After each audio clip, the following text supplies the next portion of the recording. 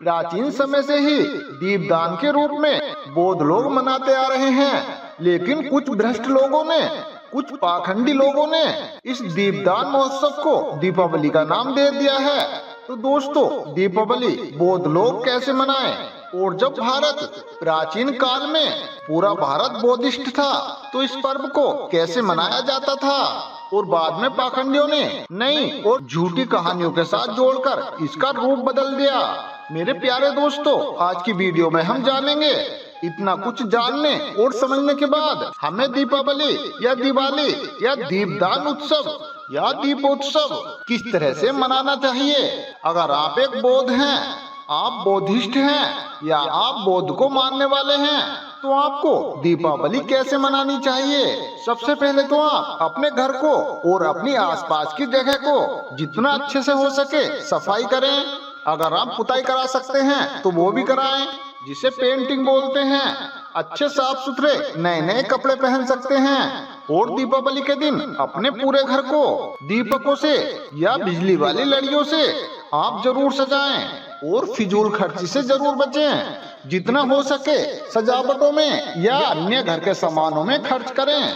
अच्छे अच्छे पकवान बनाएं, खुद भी सहपरिवार भोजन को ग्रहण करें और अपने आसपास के बौद्ध मित्रों को भी अपने घर बुलाएं। अगर आपके आसपास कोई बौद्ध मठ हो तो वहाँ भोजन दान अवश्य दें। या आपके आसपास कोई गरीब व्यक्ति है, कोई बेसहारा है, कोई व्यक्ति भूखा है या कोई असहाय व्यक्ति है, तो आप उसकी मदद जरूर करें। पटाखे और फुलझड़ियों को जितना हो सके उतना कम से कम उपयोग में लाएं, क्योंकि यह देश हमारा है और इसे साफ और स्वच्छ रखने की जिम्मेदारी भी हमारी है। वैसे तो पूजा का कोई विशेष प्रयोजन नहीं है, फिर भी अगर आप पूजा करना चाहते हैं, बुद्ध को नमन करना चाहते हैं, एक साफ सुथरी जगह पर एक चबूतरानुमा जगह बनाएं। वहाँ पर गौतम बुद्ध की फोटो या मूर्ति, महामाया या गौतम बुद्ध की जो माता थी फोटो या मूर्ति और सम्राट अशोक का फोटो या मूर्ति उस जगह पर रख सकते हैं। और बुद्ध के विचारों को और सम्राट अशोक के विचारों को अपने परिवार के साथ और अपने पड़ोसियों के साथ दोहरा सकते हैं, उन्हें सुना सकते हैं। जिनको इन बातों का नहीं पता उनको सामूहिक रूप से उन विचारों को, उन उपदेशों को बता सकते हैं। यह आयोजन शुरू करने से पहले पंचशील कर सकते हैं, बुद्ध वंदना कर सकते हैं, जिससे घर का माहौल खुशनुमा बना रहेगा और लोग एक दूसरे से घुल मिल सकेंगे और खुशियों का माहौल आ सकेगा। आप याद करें वो समय जब गौतम बुद्ध अपनी शिक्षा पूर्ण करने के बाद अपने गांव कपिलवस्तु वापस आ रहे थे, तो राजा सुद्धोधन और उनकी पत्नी, गौतम बुद्ध की माता और उनके राज्य के समस्त लोग कितना खुश रहे होंगे। और उस खुशी को व्यक्त करने के लिए उन लोगों ने इतने ज्यादा दीपक जलाए। बुद्ध के स्वागत में ऐसा प्रतीत हो रहा था जैसे कि ज्ञान का सागर, ज्ञान के स्वरूप हमारे देश में आ रहा है, हमारे घर पर आ रहा है। वे सभी लोग गौतम बुद्ध को इतना प्रेम करते थे, वह बुद्ध के प्रति अपना प्रेम और अपना उत्साह निछावर करना चाहते थे। सभी को बुद्ध को समझने की होड़ लगी थी, बुद्ध से मिलने की होड़ लगी थी कि मैं भी गौतम बुद्ध के साथ में शामिल हो जाऊं। कि गौतम बुद्ध कब वापस घर पहुंच रहे हैं, वह कब कपिलवस्तु पहुंच रहे हैं। और मैं आपको पहली वीडियो में बता चुका हूं कि यही वो दिन है, दीपावली का दिन, जिस दिन सम्राट अशोक 84,000 स्तूपों और शिलालेखों को लिखवाए थे। उन्होंने 84,000 स्तंभों को बनवाया था और उनका उद्घाटन आज ही के दिन सम्राट अशोक ने करवाया था। बर्मा से लेकर ईरान और इराक तक जो अखंड भारत, बुद्ध में भारत अशोक ने बनाया था। एक साथ पूरे के पूरे साम्राज्य में दीपक जलाया गया था। जरा आप सोचिए वो क्या नजारा रहा होगा। दीपावली का पर्व यह बौद्धों के लिए बहुत खुशी का पर्व है।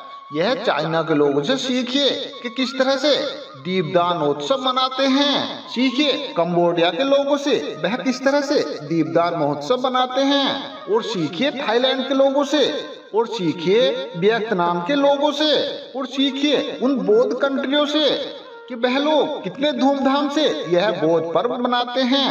अगर आप वहां पहुंचेंगे तो आपको ऐसा लगेगा अगर दुनिया में कहीं स्वर्ग है तो वो यही है और यही है। जो फोटोग्राफ आपकी स्क्रीन पर चल रहे हैं, इन्हें जरा गौर से देखिए। क्या आप इन जगहों पर अगर मौजूद होते तो कितने करीब से आप इस पर्व को महसूस कर पाते। यह दीपदान का पर्व बहुत ही ज्ञान का पर्व है। यह पर्व ज्ञान दीजिए और ज्ञान लीजिए है।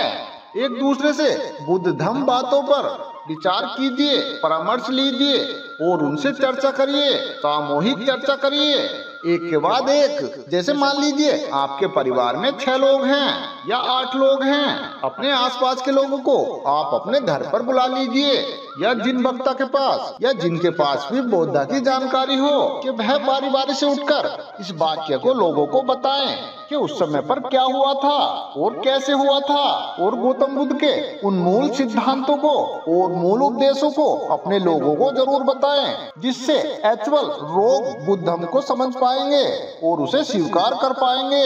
और आप असल में ये जानना चाहते हैं कि इस दीपावली के इस बौद्ध पर्व को दिवाली कैसे बनाया गया, दीपदान उत्सव को दीपावली कैसे बनाया गया, और कब, क्या, कैसे और क्यों इस दीपावली का नाम पड़ा, यह सब कुछ आप समझना चाहते हैं और जानना चाहते हैं तो आपकी स्क्रीन पर एक थंबनेल लगा हुआ है, तो आप इन वीडियो को जरूर देखिए। आपको सब कुछ समझ में आ जाएगा कि दीपदान महोत्सव को दीपावली कैसे बनाया गया और बौद्ध धर्म को कैसे लुप्त करने की कोशिश की गई, और कुछ पाखंडियों ने अपना नया धर्म बनाया और कैसे देवी देवताएं बनाए। आप ये बातें जान पाएंगे कि बौद्ध विरासत क्या है और कैसे इस बौद्ध विरासत को इन पाखंडियों ने कन्वर्ट किया और एक काल्पना कथा कहानी के साथ जोड़कर और भारत के मूल निवासियों को पूरी तरह से भ्रमित कर दिया। तो मैं उम्मीद करता हूँ आप लोग ये समझ पाए होंगे कि बौद्ध लोग दीपदान महोत्सव कैसे बनाते हैं और क्यों मनाते हैं। तो आइए दोस्तों, अब हम आपको बताते हैं कि भारत के कुछ पाखंडियों ने दीपदान महोत्सव को दीपावली कैसे बनाया। आइए विस्तार से जानते हैं हमारे बौद्ध धर्म के लोग दीपावली क्यों मनाते हैं और सनातन धर्म के लोग भी दीपावली क्यों मनाते हैं। कुछ लोग कहते हैं कि दीपावली सनातन धर्म का पर्व है, तो कोई कहता है यह दीपावली बौद्ध धर्म का पर्व है। आखिर क्या है सच्चाई? दोस्तों, दीपावली का पर्व वास्तव में एक बौद्ध पर्व है। आइए आपको बताते हैं वो कैसे। कोई कहता है कि द्वेता युग में भगवान रामचंद्र जी को 14 वर्ष का वनवास हुआ था। उस समय वे 14 वर्ष के वनवास में अनेक यातनाएं झेलते हुए भगवान राम श्रीलंका पहुँचे। वहाँ पर लंकापति रावण का वध करने के बाद भगवान रामचंद्र कार्तिक अमावस्या को ही अयोध्या लौटे थे। इसी उपलक्ष्य में समस्त अयोध्यावासी भगवान राम के वापस होने पर खुशियां मनाते हुए उन्होंने घी का दीपक जलाया था। बस तभी से दीपावली का पर्व मनाया जाने लगा है। अगर दीपावली भगवान राम के उपलक्ष्य में बनाई जाती है तो भगवान राम को छोड़कर गणेश और लक्ष्मी जी की पूजा क्यों की जाती है। तो कोई इस बात को कहता है कि कार्तिक अमावस्या का ही वो दिन है जब पहली बार बुद्ध ज्ञान प्राप्त करके अपने राज्य कपिलवस्तु वापस आए थे। तो उनके स्वागत में उनके राज्यवासियों ने दीप जलाए थे। पूरा साम्राज्य दीपकों से जगमगा रहा था। बौद्ध के घर आने की खुशी में पूरा राज्य खुशियां मना रहा था। पूरे राज्य को दीपकों से सजाया गया था। इस दीपावली के बारे में पूरी सच्चाई जानने के लिए हमारी इस वीडियो में बने रहें। दोस्तों, अगर आपने अभी तक हमारी इस वीडियो को लाइक नहीं किया है तो लाइक कर दीजिए और हमारे चैनल को सब्सक्राइब भी कर लीजिए। तो आइए आपको ले चलते हैं कहानी के आगे की ओर। जब हम किसी व्यक्ति से पूछते हैं कि दीपावली का उत्सव क्यों मनाया जाता है तो हमें जवाब ये मिलता है कि इस दिन राम अयोध्या आए थे और उनके स्वागत में अयोध्या वासियों ने दीप जलाए थे। जब रामचरितमानस का अध्ययन किया गया तो उसमें पाया गया कि रामचंद्र जी बैसाखी के महीने में अयोध्या आए थे, जो कि बैसाखी का महीना अप्रैल का महीना कहलाता है। तो इस बात से यह सिद्ध हो जाता है कि राम के वजह से दीपावली नहीं मनाई जाती। यह तो पूरे तरीके से कंफर्म है। अगर ये दीपावली राम के वजह से मनाई जाती, जब वनवास से राम अयोध्या वापस आए थे, अगर उस वजह से दीपावली मनाई जाती तो जाहिर सी बात है तो इस पर्व को अप्रैल के महीने में मनाया जाता, क्योंकि इतना बड़ा उत्सव पूरे भारत में मनाया जाता है। इसका कारण जानने के लिए जब अध्ययन किया गया तो मुख्य रूप से दो बातें सामने आई। पहली बात कि दीपावली का महोत्सव कार्तिक पूर्णिमा की अमावस्या को बनाया जाता है। कार्तिक अमावस्या का ही वो दिन है जब पहली बार गौतम बुद्ध ज्ञान प्राप्त करके अपने राज्य कपिलवस्तु वापस आए थे और उनके स्वागत में सभी राज्यवासियों ने दीप जलाए थे। पूरा साम्राज्य दीपकों से जगमगा गया था। पूरे राज्य में इतने दीप जलाए गए थे कि पूरा शहर जगमगा गया था। और दूसरी बात यह है कि जब सम्राट अशोक ने जब बौद्ध धर्म की यात्रा की तो उनको इन घटनाओं के बारे में मालूम हुआ। तो सम्राट अशोक ने ये प्रण लिया कि गौतम बुद्ध और उनके शिष्य द्वारा किए गए मैं उनके 84,000 उपदेशों को जीवित करूंगा। उन्होंने अपने राज्य को ईरान, इराक और जो अफगानिस्तान तक फैला हुआ था 84,000 थंब स्तूप बनवाए।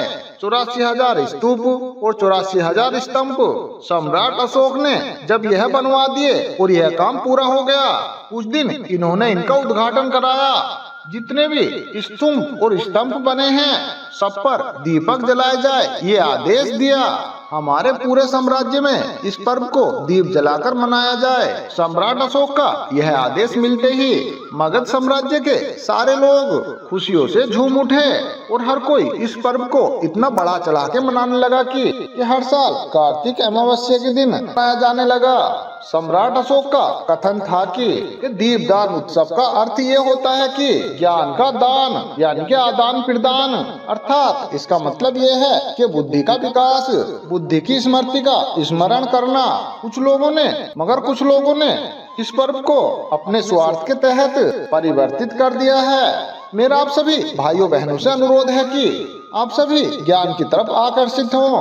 दीपावली के दिन कोई भी पूजा पाठ ना करें, लक्ष्मी और गणेश की पूजा ना करें, पाखंडबाज से बचें और अपने पैसे का गलत उपयोग ना करें और दीपदान का सही अर्थ समझकर ज्ञान की ओर अग्रसर हों, मानव सेवा करें और इस दीपदान उत्सव को बहुत ही धूमधाम से मनाएं। अगर आप इस उत्सव को विधिवत और सही ढंग से मनाना चाहते हैं तो सामने प्रतीक के रूप में गौतम बुद्ध और सम्राट अशोक का चित्र या सम्राट अशोक की मूर्ति रखकर आप बुद्ध वंदना कर सकते हैं। बुद्ध की वंदनाओं और उनके दिए गए उपदेशों को या सम्राट अशोक के द्वारा कही गई बातों को जनमानस तक पहुंचाए। इस दीपावली को और भी कई नाम दिए गए हैं, दीपावली, दियावली, दिवाली, दीपदान उत्सव, दीप प्रकाश, और अगर हम पूरी तरह से पाली भाषा में जाएं और हम इसे धर्म भी कह सकते हैं, दीप प्रकाश उत्सव।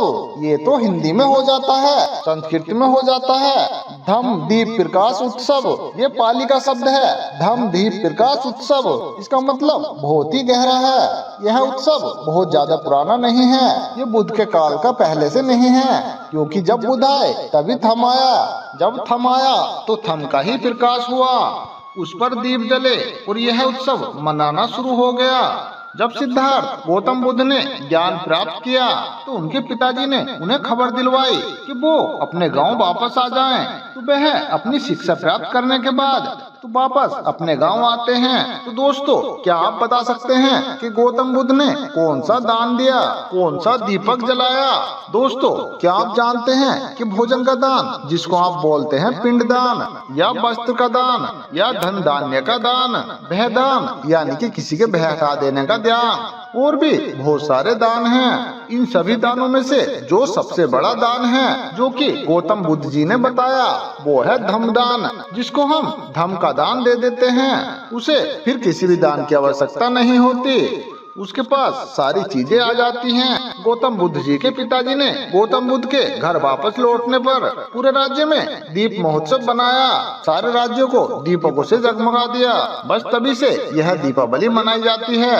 भारत में मनाए जाने वाले सभी त्योहारों में से सामाजिक और धार्मिक दोनों ही दृष्टि से इसका अत्यधिक महत्व है। दीपावली भारत में सबसे अधिक महत्वपूर्ण है। दीपावली एक दीपों का त्योहार है। आध्यात्मिक रूप से यह अधिकार पर प्रकाश डालने का काम करता है। इस दीपावली को दीप उत्सव भी कहा जाता है। दोस्तों, यह दीपावली बौद्ध धर्म से निकला हुआ पर्व है। इस दीपावली में गजो लक्ष्मी जी की पूजा होती है, जो कि इन तस्वीरों को पूजने की परंपरा है। क्या आप जानते हैं गजो लक्ष्मी की यह तस्वीर कहां से आई और इस प्रतिमा का निर्माण किसने किया? दरअसल ये एक पेंटिंग है। जो कि भारत के मशहूर पेंटर रवि वर्मा ने बनाई थी। पेंटर रवि वर्मा ने गजलक्ष्मी की अनेकों मूर्तियां बनाई हैं, जो आज भी आस्था का प्रतीक हैं। गजलक्ष्मी की पेंटिंग क्या रवि वर्मा की कोई कल्पना थी या फिर उन्होंने यह तस्वीर किसी धार्मिक स्थल पर देखी थी? तो आइए दोस्तों, इतिहास के पन्नों में हम गजलक्ष्मी की मूर्ति को ढूंढते हैं। भारतीय शिल्प कला का इतिहास प्राचीन काल में भरा पड़ा है। दोस्तों, मेरा आपसे सवाल है, गौतम बुद्ध बौद्ध बनने से पहले किस भगवान को मानते थे? वे क्या भगवान राम को मानते थे या भगवान हनुमान जी को मानते थे, भगवान ब्रह्मा, विष्णु या महेश को मानते थे? आप हमें कमेंट करके बता सकते हैं। गौतम बुद्ध जी बौद्ध बनने से पहले किस भगवान को मानते थे, इनकी पूजा करते थे? दोस्तों, इस सवाल के जवाब में हम आपसे कहना चाहते हैं कि पाखंडी लोग बुद्ध को विष्णु का नवावतार कहते हैं, जैसे कि कई बार उनके बारे में कहा जाता है। जैसे कि वाल्मीकि जी की रामायण में गौतम बुद्ध जी को चोर कहा जाता है। बौद्ध मतावलंबी यानी कि बौद्ध धर्म को मानने वाले लोग और बुद्ध के बताए गए रास्तों पर चलने वालों को भी चोर बताया गया है। और यह भी कहा गया है कि जिस प्रकार चोर को दंड दिया जाता है और उसी प्रकार बुद्ध और बौद्ध मतावलंबियों को भी दंड देना चाहिए। यह बात तो क्लियर हो गई कि बुद्ध विष्णु के अवतार नहीं थे। अगर गौतम बुद्ध विष्णु के अवतार होते तो यह लोग बुद्ध के बारे में इतनी गंदी गंदी बात नहीं लिखते। अब सवाल यह है कि गौतम बुद्ध किस भगवान को मानते थे, ब्रह्मा को, विष्णु को या महेश को? इनमें से किसे मानते थे? तो आइए हम इस बात को एक उदाहरण से समझते हैं। रमेश अपने पिता की शादी में गया था और उसने अपने पिताजी की शादी में पेट भर के खाना खाया। क्या रमेश अपने पिताजी की शादी में जा सकता है? रमेश अपने पिताजी की शादी में नहीं जा सकता, क्योंकि वह उस समय पैदा ही नहीं हुआ था। रमेश तो शादी के बाद ही पैदा हुआ था। जब रमेश पैदा ही नहीं हुआ था तो वह अपने पिताजी की शादी में कैसे चला गया? यह तो पूरा का पूरा झूठ बात है, पूरा का पूरा झूठ का पुलिंदा है। तो दोस्तों, इसके पीछे का सच क्या है, आइए आपको बताते हैं। इस बात का सच ये है, जब गौतम बुद्ध थे तो उस समय ना तो ब्रह्मा थे, ना विष्णु और ना ही महेश थे। हिंदू धर्म के देवी देवता जिनको कहा जाता है वह लोग बुद्ध के समय काल तक बनाए ही नहीं गए थे। ये सब कब बनाए गए थे ये जानना भी आपके लिए बहुत ही जरूरी है। 8वीं शताब्दी के बाद बालवंश जब चल रहा था तो उस समय कुछ पाखंडियों ने बुद्ध धाम का जो व्यायाम था और जो बद्रियान था, इनकी जो देव और देवियां होती थी, इन सबको कटवाने के लिए अलग अलग देवी देवताओं का नाम प्रकट किया और कुछ पाखंडियों ने उन्हें अपने धर्म में शामिल कर लिया। तो दोस्तों, जिस समय गौतम बुद्ध थे उस समय भारत में कोई भी ईश्वर नहीं थे, कोई भी भगवान नहीं थे। तो दोस्तों, मैं आपसे एक सवाल जानना चाहता हूँ, जब गौतम बुद्ध के समय में कोई भी देवी देवता या भगवान नहीं थे तो उसके बाद इतने देवी देवता और इतने भगवान कहाँ से आ गए? अगर इस बात के बारे में आपको पता हो तो कमेंट करके जरूर बताएं। उस समय का ना ही कोई शिलालेख है और ना ही मंदिर है और ना ही इनका कोई एक भी प्रमाण है। इन पाखंडियों ने नई नई कहानियां बनाकर अपने धर्म का निर्माण किया है। दोस्तों, रामायण को तो आप सभी लोग जानते हैं और शायद आपने देखी भी होगी, जो कि राम के जीवन पर आधारित है कि राम ने ये कहा था, राम ने वो कहा था। दोस्तों, रामायण में राम की सारी बातें लिखी हुई हैं और उसी रामायण में बुद्ध के बारे में भी लिखा हुआ है। तो दोस्तों, आप ही बताइए, जो रामायण लिखी गई थी वो राम के जन्म से पहले ही लिखी गई थी और उसमें गौतम बुद्ध की भी चर्चा है। तो आप ही बताइए, तो सबसे पुराने राम थे या गौतम बुद्ध? जब गौतम बुद्ध राम से पहले थे तभी तो रामायण में उनकी चर्चा की गई। अगर गौतम बुद्ध राम से बाद आए होते तो रामायण में बुद्ध की चर्चा नहीं होती, रामायण में बुद्ध के बारे में नहीं लिखा होता। इस बात से यह प्रमाणित होता है कि गौतम बुद्ध पहले थे, रामायण का प्रचार बाद में हुआ है। रामायण तो बाद में लिखी गई है और तभी उस रामायण में बुद्ध को चोर लिखा गया है और बुद्ध को मानने वालों को भी चोर बताया गया है। जब यह बात इन धर्म पाखंडियों के ग्रंथ में लिखी हुई है, बुद्ध के बारे में इन लोगों ने अनाप शनाप लिख रखा है। दोस्तों, बुद्ध के सामने ना तो ये पाखंड थे और ना ही पाखंडवाद था और गौतम बुद्ध ने ना ही इन पाखंडियों के बारे में बताया और ना ही इनके बारे में कोई जिक्र किया, क्योंकि उस समय पाखंडवाद नहीं था। उस समय तो केवल सिरमण संस्कृति थी। उस समय गौतम बुद्ध दुखों का मार्ग तलाश रहे थे। गौतम बुद्ध जीवन का सत्य को पता कर रहे थे। आखिर इंसान को दुख होता क्यों है और इन दुखों का कारण क्या है। अगर दुख है, ये बात सत्य है, तो आखिर दुख का निवारण क्या है। गौतम बुद्ध ने दुख से मुक्ति का मार्ग ढूंढा था और गौतम बुद्ध ने किसी भी पाखंडवाद का विरोध नहीं किया था। दूसरी तरफ कुछ पाखंडी ये भी कहते हैं कि राम के होने का प्रमाण ये है क्योंकि राम सेतु अभी भी मौजूद है। दोस्तों, राम सेतु किसी भी व्यक्ति का बनाया हुआ नहीं है और उसका नाम हैडम ब्रिज है। और मैं आपसे ये भी बता दूं, वह आकृति इंसानों की बनाई हुई नहीं है, उसका तो प्रकृति ने स्वयं ही निर्माण किया है। अगर थोड़ी देर के लिए मान लिया जाए यह ब्रिज राम का बनाया हुआ है, तो इस तरह के ब्रिज इंडिया में 12 से अधिक हैं। 12 और जो ब्रिज हैं जो जापान के आसपास हैं और कुछ अमेरिका के आसपास हैं, वे ब्रिज भी सेम ऐसे ही हैं। तो अब आप बताइए कि बाकी के ब्रिजों का निर्माण किसने कराया।